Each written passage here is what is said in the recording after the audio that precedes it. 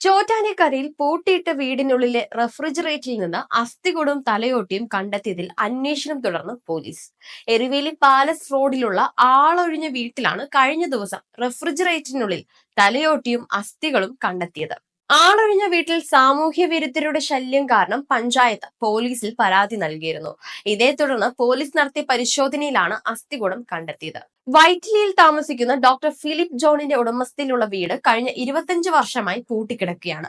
14 acre സ്ഥലത്താണ് ഈ വീടുള്ളത്. അസ്ഥികൂടത്തിന് വർഷങ്ങളുടെ പഴക്കമുണ്ടെന്നാണ് പ്രാഥമിക നിഗമനത്തിലൂടെ കണ്ടെത്താൻ സാധിച്ചത്. ഫ്രിഡ്ജിൽ നിന്ന് കണ്ടെത്തിയ മനുഷ്യന്റെ തലയോട്ടിയിലും എല്ലിൻ കഷ്ണങ്ങളിലും പ്രത്യേക രീതിയിലുള്ള മാർക്കിങ്ങുകളുണ്ട്. ഇത് ലാബ് ആവശ്യങ്ങൾക്കും മറ്റുമുള്ള രീതിയിലുള്ളതാണ് ഈ മാർക്കിങ്ങുകളെന്നും കണ്ടെത്തിയിട്ടുണ്ട്. ഇത് ഫോറൻസിക് പരിശോധനയ്ക്കായി കൈമാറിയിട്ടുണ്ടെന്ന് ചോറ്റാനിക്കര CI പറഞ്ഞു. അസ്ഥികൂടം എങ്ങനെയാണ് എത്തിയതെന്ന് അറിയില്ലെന്നും മാർച്ചിൽ വീട് പൊളിച്ച് പുതിയ പ്രോജക്ട് തുടങ്ങാനിരിക്കുകയായിരുന്നുവെന്നും വീട്ടുടമയും പറഞ്ഞു.